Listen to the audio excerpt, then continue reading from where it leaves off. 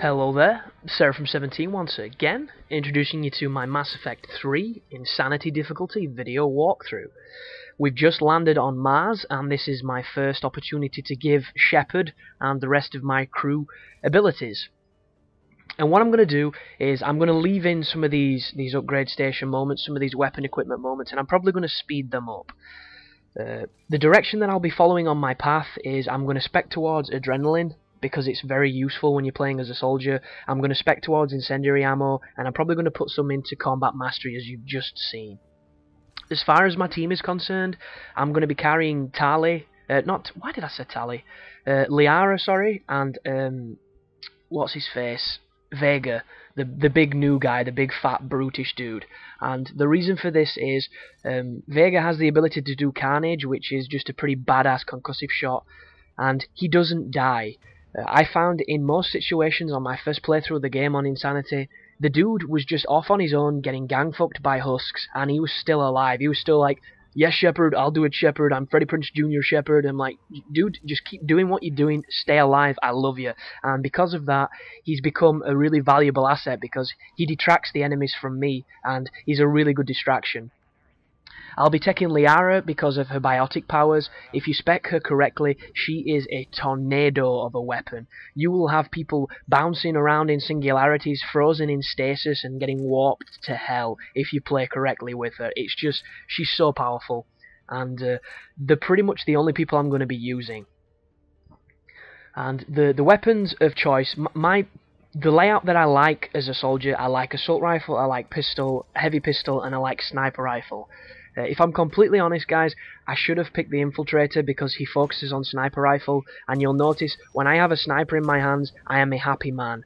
There's just something about sniping on this game, I love it, and it's deadly when you do it correctly. A little quick tip with the soldier that I don't know if anybody's really realised, especially when you're using the Mantis early on. This rifle is single shot, but it's very powerful. The only problem is the game doesn't feature an auto reload, so there are times when you can be running around thinking you've got a loaded gun and you haven't. And if you're not careful, it can get you killed. And early on, when you don't have any upgraded guns, or you don't have any mods on them, the ammo is pretty low on the rifle, so you're going to find yourself running out a lot. But the tip that I mentioned is, when you shoot the Mantis and you have adrenaline mode, immediately after you've fired while you're still scoped in, if you press Y and you go into adrenaline mode, you will get an instant reload. You do not have to come out of the animation, so you can effectively two-shot people as long as you can recharge your adrenaline ability. And if you were to play with the soldier with nothing but a sniper rifle, your recharge would be very quick, and you could then use adrenaline to your advantage. Because if you spec correctly with it, it gives you more damage, it makes you more resilient to damage. And right there is an introduction to the bullshit that's going to be bugging you for the rest of your playthrough. The main Cerberus soldiers that you've just seen have the ability to throw grenades. So too do the cannibals, which I think it's kind of bullshit that, because they're fucking repo husks effectively, and they throw grenades at you. And they're very good with grenades, and if you're anywhere near the grenade when it goes off, it is a one-hit kill on Insanity. It's just ridiculous the damage you take, so you have to move. If a grenade lands near you, you need to move. The only problem is, if it forces you out of cover, the enemies will strip your shield and kill you so quickly, it's horrific. You die really fast on this game unless you're playing smart. What I would really advise is to get into a good routine of using your shield. The amount of life you have does not matter. It doesn't matter whatsoever as long as you're using your shield correctly. All your life is something to fall back on. And if you can, monitor your shield and use it correctly, play patiently, get it back, all that good stuff, you shouldn't really have too much of an issue. One thing I will say as far as the Medigel stuff goes is, I have a tendency of not using Medigel. I will run around with 1 bar of life and have 3 Medigels, and I'll be picking up the refills just for the experience you get from them when you're full. And I don't really use it, but I would say do not have any reservations towards it. This is not like flares in Alan Wake. This is not like, save this for when you need it, because you'll never need it. You'll always just make do, and it gets to the point where you're unnecessarily struggling because you don't want to use the healing item. So the game throws plenty of Medigel at you. You can even buy the shit when you're in between missions, so do not scump on the Medigel. Feel free to use it if you need to, feel free to use it if you want to. You will always get the chance and the opportunity to refill it, and it'll just make it easier for you. Because one thing I hate about this game, and there's a lot of things I don't like about it that I'll probably talk about once I've got all the strategy out of the way, and that is the revive system. The revive is so fucking picky. You can be bang next to a dude, go to revive them, and it doesn't work. It's really fiddly. It makes Gears of War look, you know, perfect, and Gears of War 3 had a pretty bad revive system. It's finicky and it's unnecessary, and on Insanity, the time you spend out of cover going up to somebody to try and pick them up is time you're probably gonna die. It's that simple. If you're not behind cover and an enemy sees you, you're gonna die. It's the too damaging, the too accurate. It's just simple fact, and it makes reviving annoying. So what I would advise is, if you're comfortable in the situation, leave your team dead. Just you deal with the enemies, you kill them your own way, in your own time, and then once the enemies have all been killed in the area, your team will automatically revive. If you get in a spot to bother and you don't think you can take on the enemies, feel free to use a Medigel. It will instantly revive your team.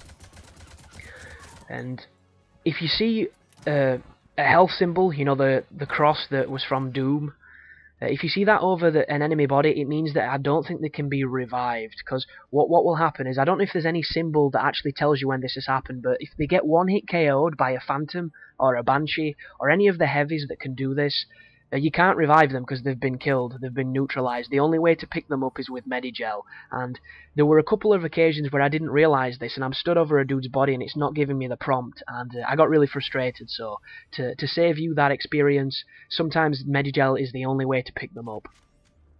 But you're not going to have to worry about any of that kind of execution stuff until later on in the game, because early on you don't take on the enemies that do it.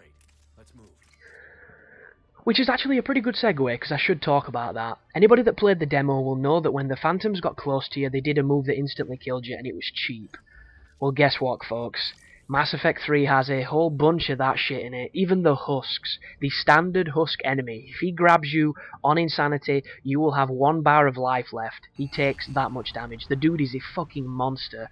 And what it generally means is you want to try and keep as much distance from enemies as you can, and you should already be doing that because it's the smartest way to stay alive. But if ever a heavy turns up and they start getting close to you, you need to be concerned, because if they grab you, it's game over. If they grab your team, it's not so bad. You can always Medigel. And that's the point that actually brings me on to the second thing that I really don't like about this game, and that is the saving feature. So if you've not checked the controls or you're not aware of this, if you press back on the controller, it will autosave. It will do a quick save for you. And it's a really, really good idea, because anybody that's played PC games knows, pretty much on PC games you can press F5 and it will save at any time, anywhere in the game. And it effectively removes almost all of the challenge, because you can just save your way through and beat it on sheer war of attrition. And I don't mind that, because to me that means that the game is challenging, and it's never the checkpoints that make it unnecessarily difficult. The problem that Mass Effect 3 has is they've kind of moderated it in such a way that you can't become completely overpowered with the saving. So the quick save only actually works out of combat. As soon as you go into a combat situation, it doesn't work. And I was sitting there the first time I figured this out, and I was just like, why would they do this? There is nothing challenging about talking to a bunch of fucking aliens on a spaceship. There's nothing difficult about watching loading screens and maneuvering around an environment. The only challenge comes when people start shooting you in the face. And that is the only time you can't use the quick save? Are you shitting me? It's like, I don't understand it. I think it's silly, but at the same time, maybe it's there to keep the challenge. I don't know, but if you're anything like me, you think it's fucking ridiculous and completely worthless. And it is, really, when I think about it. It really is. And there's a couple of really interesting features that they've introduced to the combat to make it slightly more difficult. I do think the AI on this game is a lot more aggressive than it was on the past ones. They do seem to rush you a little bit more. They do seem to flank you a little bit more. That could be down to the map design, to the fact that some of the environments are a little bit more open, a little bit more circular. I've not played Mass Effect 2 in a while though, so I can't truly remember, but you need to control the fights. You need to know where the enemies are spawning. You need to make sure that they're not on any opportunity to shoot you. And there's a really strange feature on this game where if anybody has an elevated position on you, and when I say elevated, it's a pretty diverse, classification of elevation. And it can literally be a dude who's on his tiptoes, or a dude who is stood on a millimeter ledge. That classes as an elevated surface, and what it means is when they shoot at you, they can shoot you through the cover. So your priority target in almost every situation needs to be the person who is the highest, who has got the most altitude, because they can hit you while you're in cover, and it's really gay. It's one of those situations where the only real times you'll die on this game is if you get careless, if a grenade screws you and you don't see the icon, or if a nemesis one hits you, or if you get grabbed, or if somebody's on an elevated position you don't realise enough and they take you down, because they'll kill you really quickly, especially if your shield goes down, because your life gets stripped really quick. Sometimes you don't even have a chance to react, you'll just die. It's that simple. But what I'm doing here is the third-person shooter camera trick that exists in pretty much every single third-person shooter. And if you're wondering what I mean by that, if you hug a piece of cover and you move to its edge, you will not actually have your body out of cover, but you'll still be able to fire, because it's how the camera works and it's where the bullets actually come from. Because when you fire your gun, the bullet doesn't come from your gun, it comes from the center of the screen, so you can utilize that and the programming to shoot round corners effectively. And if you've ever played a third-person shooter, you probably already know this, but there's a lot of people that don't. So if you're ever wondering why I don't go into cover, why I go on the corner of walls like I'm doing right now, it's because you are vulnerable when you come out of cover to shoot. If you do what I'm doing, you're not. It's a hell of a lot safer. It's cheesy and it's kind of cheap, but yo, this is insanity. You do not want to be fucking, pistols at dawn. You do not want a fair fight. You want everything stacked in your favour. And the game is going to do its best to make sure that it isn't.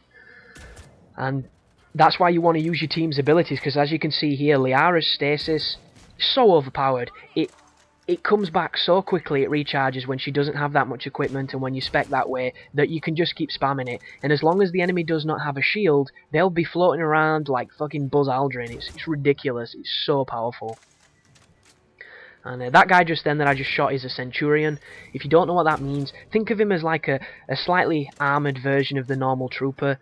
The only problem with him is he's got smoke grenades. And I think I speak for all of us when I say, BioWare, why the hell did you give this douchebag smoke grenades? Because all he'll do is he'll throw down a smoke field and you can't see anything through it unless you've got that special ability or that special scope, and it just becomes very frustrating. He's more of a nuisance than a challenge, but you're going to be facing a lot of them, so get used to it.